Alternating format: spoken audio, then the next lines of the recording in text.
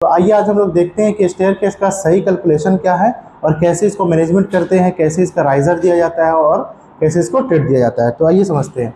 तो देखिए, सबसे पहले हम लोग को ध्यान में ये रखना है कि दो तरह का है। पहला तो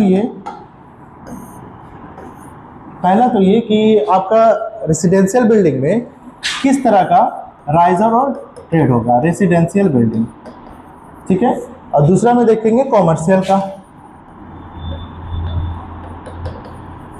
क्योंकि देखिए डिपेंड करता है कि हम लोग किस तरह का बिल्डिंग डिज़ाइन कर रहे हैं और किस तरह का बिल्डिंग में किस तरह का स्टेयरकेस डिज़ाइन कर रहे हैं।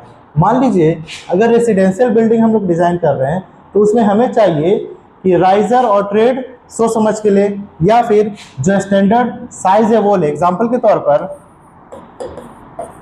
राइजर जो है रेसिडेंशियल में कम से कम कोशिश करें कि 6 इंच ज़रूर हो, 6 इंच ज़रूर हो, या फिर अगर थोड़ा सा जगह की कमी हो तो हम इसको 7 कर सकते हैं, या फिर बहुत हुआ तो 8 कर सकते हैं। लेकिन हाँ, प्रायोरिटी हमें को इसको देना है।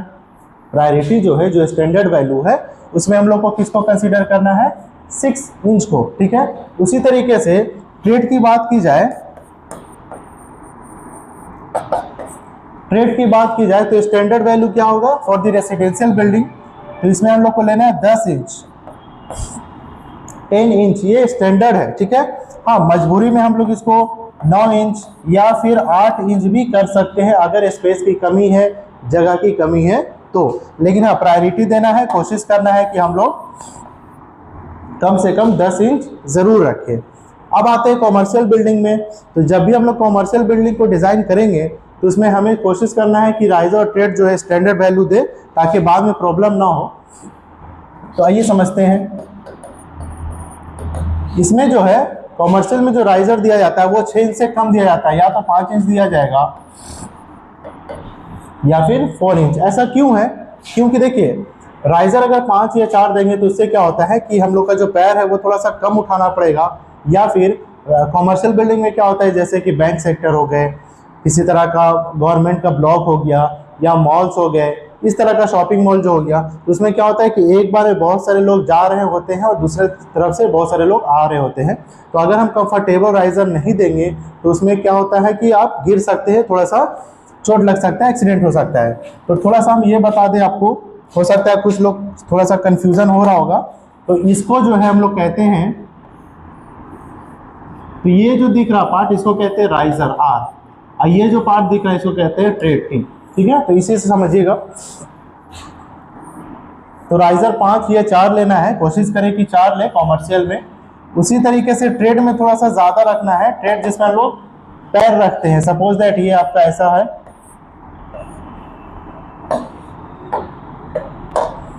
मान लीजिए आपका ऐसा डिज़ाइन है ये सीढ़ी का, ठीक है। तो ये जो हिस्सा होता है जिसपे हम लोग पैर रखते हैं, ये जो आपका हिस्सा है जिसपे हम लोग पैर रखते हैं, ये वाला, इसको क्या बोलते हैं, ट्रेड बोलते हैं। इसको याद रखिएगा, दिस इज कॉल्ड ट्रेड, ठीक है। तो ट्रेड जो है कॉमर्शियल में थोड़ा सा ज़्यादा लेना पड़ता है। तो कॉमर्शियल का समझ के चलेंगे हम लोग, ट्रेड में कम से कम नहीं भी तो 10 इंच से ज़्यादा, या तो 10 ले, या तो 11 इंच ले, या फिर 12 इंच ले। लेकिन प्रायोरिटी हमको किसको देना है, 12 इंच को। कोशिश करें कि 12 इंच रहे। तो पहले तो यहाँ पे फ़र्क हो जा रहा है, डिफ्रेंशिएट हो जा रहा है कि हमेशा याद रखना है कि रेसिडेंशियल में कोशिश करें कि आर को 6 रखें और टी को कम से कम 10 रखें। This is standard value. बहुत सारे स्टूडेंट ये पूछते हैं कि सर स्टैंडर्ड वैल्यू क्या होता है। और कॉमर्शियल में कोशिश करें कि राइजर का जो है कम से कम 4 या फिर 5 हार्डली ले सकते हैं, और ट्रेड का वैल्यू जो है कम से कम 12 इंच लेना चाहिए, या कम से कम 11 इंच लेना चाहिए। तो इसको याद रखिएगा। मुमकिन है तो इसको ज़रूर आप नोटबुक में लिख लीजिएगा, क्योंकि बहुत सारे स्टूडेंट जो ऑटोकैड पे जो प्लानिंग कर रहे हैं, ऑटोकैड जो सीख रहे हैं, उसका ये बहुत सारा कन्फ्यूजन रहता है कि sir what is the standard unit of standard value of riser trade in the case of residential and in the case of commercial, ठीक है। अब देखिए, अब हम थोड़ा सा समझते हैं कि इसका जो कैलकुलेशन कैसे होगा। तो कैलकुलेशन समझने से पहले हमें समझना होगा कि GL ग्राउंड लेवल क्या होता है और फर्स्ट फ्लोर और लेवल, ठीक है। तो अक्सर हम लोग को जो है बहुत सारा क्लाइंट ये कहता है, जब डिज़ाइन ऑफ बिल्डिंग या फिर कंस्ट्रक्शन ऑफ बिल्डिंग हो रहा होता है, तो कुछ लोग का मानना है कि हमको जो है ढाल कर स्लैब कास्टिंग करके 10 फीट चाहिए, ठीक है। कुछ लोग का ये कहना है कि नहीं, मुझे क्लियर कवर यहाँ से यहाँ 10 चाहिए, ठीक है। तो ज़्यादा बेहतर कौन सा है? तो ज़्यादा बेहतर है हम लोग का कि ढाल के जो मिलता है ना हम लोग को, ढाल कर ये ज़्यादा बेहतर है। क्यों ऐसा? क्योंकि मान लीजिए 10 नंबर इवन नंबर है, अगर मान लीजिए यहाँ से यहाँ हम लोग 10 लेंगे तो फिर 5 इंच या 6 इंच जो भी आप स्लैब का कास्टिंग कर रहे हैं तो वो भी तो आपका कैलकुलेशन हिस्सा का है, ठीक है। तो कोशिश करना है कि इवन नंबर हो, जैसे कि 10, जैसे कि 9 फीट, जैसे कि 11 फीट, इस तरह का। तो इसमें फ़ायदा होता है, कैलकुलेशन आसानी से होती है, ठीक है। सीढ़ी की बात की जाए तो आप देख पा रहे होंगे कि सीढ़ी जो है कुछ ऐसा मिलेगा आपको, ऐसा मिलेगा आपको सीढ़ी, करेक्ट, ठीक है। और उसके बाद फिर हम ऊपर जाएंगे, जैसा भी जाना है, जो भी आपका कैलकुलेशन में आ रहा है वो आपका ऐसा रहेगा, ठीक है। तो यहाँ पे थोड़ा सा समझना है कि यहाँ पे जो ढाल कर हम लोग को वैल्यू मिल रहा है ये 5 फीट होना चाहिए आपका, करेक्ट। ये 5 फीट, ये ढाल के आपका जो लैंडिंग है या फिर प्लेटफॉर्म भी बोला जाता है इसको, या चौताल बोलते हैं आम भाषा में, ठीक है।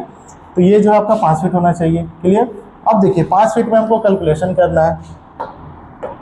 थोड़ा सा कन्फ्यूजन होगा, इस वीडियो को 2 बार 3 बार आप लोग जरूर देखिएगा, लेकिन एकदम बेसिक हम बहुत अच्छे समझा रहे हैं आपको। 2-3 बार वीडियो देखिएगा तो शायद समझ में आपको आ जाए, ठीक है। देखिए, तो हमको कैलकुलेशन करना 5 फीट पे, तो यहाँ पे जो हाइट हो गया आपका, वो हो गया आपका 5 फीट, करेक्ट। तो अब यहाँ पे निकालेंगे हम लोग नंबर ऑफ राइजर। तो नंबर ऑफ राइजर निकालने के लिए क्या होगा, हमारा जो टोटल हाइट है यहाँ से यहाँ 5 फीट, तो 5 फीट को गुना कर दीजिए आप 12 इंच से, तो ये हो जाएगा आपका 60। और इंडिविजुअल, अगर इंडिविजुअल में हम लोग राइजर 6 इंच और ट्रेड 10 इंच कंसीडर कर रहे हैं, एज्यूम कर रहे हैं, तब जो है इसका क्या वैल्यू होगा देख लीजिए। ये हो गया आपका 5/12, और नंबर ऑफ राइजर हम लोग कितना लेके चल रहे हैं 6, तो यहाँ पे कुछ नहीं, बस 6 इंच कर दीजिए। तो अब इसको डिवाइड कीजिए, 6 से इसको कट करना है तो बचेगा कितना, 10। तो इसीलिए हम लोग कहते हैं कि नंबर ऑफ राइजर हमेशा मतलब लगभग क्या है आपका 10, क्लियर। अब देखिए नंबर ऑफ राइजर जब 10 आ गया तो नंबर ऑफ ट्रेड कितना होना चाहिए, आसान है समझना। हमेशा जो है जितना भी आपका नंबर ऑफ राइजर आएगा उससे ट्रेड एक कम आता है। कम क्यों आता है ये समझते हैं इसको जब आप ध्यान से देखिएगा, इसमें आपको समझाते हैं। मान लीजिए ये लैंडिंग है आपका, ये ज़मीन है आपका, ठीक है। इसको गौर से देखिएगा तो आपको समझ में आएगा कि ये तो राइजर है, ये राइजर 1, 2 और 1, 3, लेकिन ट्रेड काउंट कीजिए, ट्रेड कितना है 1, 2। तो यहाँ देखिए आपको क्लियर समझ में आ रहा है कि राइजर 1, 2, 3 है, तो ट्रेड कितना होगा, 1 कम होगा, मतलब 2 ही होगा। क्यों? क्योंकि ये थोड़ा सा यहाँ छुपा होता है ट्रेड, या ऐसा कि ये लैंडिंग का हिस्सा में चला गया, इसीलिए इसको हम लोग मेजर नहीं करते, इसीलिए हम इसको ट्रेड नहीं बोलते, क्योंकि आपको पता है ये किसका हिस्सा है, आपका लैंडिंग का, प्लेटफॉर्म का, चौताल का, ठीक है। तो इससे याद रखिएगा कि जितना भी राइजर आएगा उससे कम होगा, मतलब 10 आया है इसका आंसर, तो इसका कितना होगा 10 - 1 मतलब 9, ठीक है। तो अब आसान है समझना, जब नंबर ऑफ राइजर 10 आया और ट्रेड 9 आया, तो ये 5 फीट का कैलकुलेशन हम लोग कर रहे थे ना, तो टोटल फ्लोर हम लोग का ढाल के 10 फीट है, तो 10 फीट पे इसका 9 × 2 मतलब टोटल कितना हो जाएगा, टोटल नंबर ऑफ राइजर 9 + 9 18 हो जाएगा आपका। लेकिन वहीं पे जब देखिएगा टोटल नंबर ऑफ, सॉरी ये तो ट्रेड ना हो गया जी, एक कम ना होता है, राइजर यहाँ होगा, राइजर, तो ये हो गया आपका 10 × 20। इसी कैलकुलेशन को हमको याद रखना है, ठीक है। हाँ, नेक्स्ट वीडियो में हम लोग ये देखेंगे कि इसका कैलकुलेशन के तौर पर मैनेजमेंट कैसे किया जाता है। ये तो स्टैंडर्ड वैल्यू है, मेरा क्वेश्चन ये है, ये देख लिया आपने, कोशिश कीजिए समझने का। अब देखिए मेरा क्वेश्चन क्या है, मेरा क्वेश्चन ये है कि राइजर तो हमने ले लिया चलिए 6, और ट्रेड भी ले लिया हमने चलिए 10, तो this is the standard value, right. तो ये तो स्टैंडर्ड वैल्यू है, लेकिन कई दफ़ा क्या होता है, प्लान जब हम लोग बना रहे होते हैं तो एरिया कम होता है, स्पेस कम होता है, वाइड विड्थ कम होता है। मान लीजिए यही प्रोजेक्ट है आपका, प्रोजेक्ट पे भी हम लोग काम करेंगे। ये 20 फीट हो गया, ये 40 फीट हो गया मान लेते हैं, ठीक है। तो ये एरिया है, तो ये लगभग आपका ठीक है 4 दूना 8 मतलब 800 स्क्वायर फीट, मतलब आपका लगभग आधा कट्ठा की ज़मीन है इसका, ठीक है। तो इसमें मैनेज करना है स्टेयर, तो हम लोग कैसे मैनेज करेंगे आपका, ठीक है। या जगह की कमी है, मान लीजिए छोटा प्रोजेक्ट है, थोड़ा सा छोटा है, तो यहाँ पे मैनेजमेंट करेंगे तो जाहिर सी बात है स्टैंडर्ड वैल्यू तो हम लोग नहीं दे पाएंगे, क्योंकि स्टैंडर्ड वैल्यू उसमें देंगे जहाँ पे आपका आधा कट्ठा या उससे ज़्यादा की ज़मीन हो, जैसे कि 1000 स्क्वायर फीट या 2000 स्क्वायर फीट, मतलब 1000 से ज़्यादा स्क्वायर फीट रहेगा तो इसमें हम लोग ये दे सकते हैं। लेकिन होता क्या है कि जब छोटा ज़मीन हो, छोटा प्लॉट हो, कम स्पेस हो, तो उसमें हम लोग को कैसे मैनेज करेंगे वो सब सीखेंगे। वहाँ पे हम लोग को फैक्टर्स पे ध्यान रखना है। 2 फैक्टर है, राइजर को भी कम कर सकते हैं और ट्रेड को भी कम कर सकते हैं और लैंडिंग को भी कम कर सकते हैं। ये सब ये वीडियो थोड़ा लंबा हो जाएगा, इसलिए हम इसको आज यहाँ तक ख़त्म कर रहे हैं। नेक्स्ट वीडियो हम इसको देखेंगे कि कैसे जो है इसको मैनेज किया जाता है, ठीक है। हाँ, इसका कैलकुलेशन आप लोग देख लीजिएगा, इस वीडियो में हमने बहुत अच्छा समझाया है कि कैसे कैसे कैलकुलेशन करते हैं। और कोशिश करना है कि अगर क्लाइंट बोले कि नहीं मुझे क्लियर चाहिए, क्लियर का मतलब यहाँ से लेकर छत जो है आपका ढाल के 10 फीट चाहिए, तो आप उसे समझाएं, क्लाइंट को ये समझाएं कि ऐसा मुमकिन नहीं है। हाँ, किया जा सकता है, लेकिन एक सीढ़ी जो है एक्स्ट्रा हो जाएगा। एक्स्ट्रा का मतलब ये, मान लेते हैं कुछ ऐसा डिज़ाइन है, यहाँ पे लैंडिंग है मान लिया, ठीक है। तो ये देखिए ऐसा हो जाएगा, एक एक्स्ट्रा हो जाएगा आपका, ऐसा हो जाएगा, तो एक इस अलाइनमेंट से एक्स्ट्रा हो जाएगा। तो अगर अनइवन रहेगा तो, लेकिन अगर इवन रहेगा 10 फीट पूरा रहेगा तो फिर यहाँ तक पूरा कंप्लीट हो जाएगा आपका यहाँ तक, ठीक है।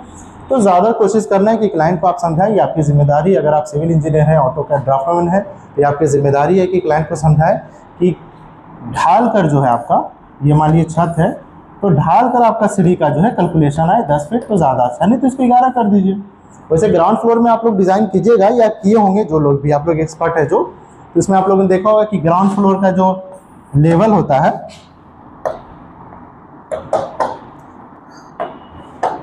ग्राउंड फ्लोर का जो लेवल होता है, ग्राउंड फ्लोर लेवल, उसमें आप लोग कई दफ़ा देखोगे कुछ लोग 12 फीट भी देते हैं, कुछ लोग 15 भी देते हैं, कुछ लोग 11 भी देते हैं। ऐसा इसलिए होता है ताकि बाद में अगर रोड ऊंचा हो या किसी तरह का कुछ प्रॉब्लम हो तो उसको हम थोड़ा सा मिट्टी या फिर ब्रिक सोलिंग और करके जो है उसको हम थोड़ा सा हाइट उठा सकते हैं, ठीक है ना।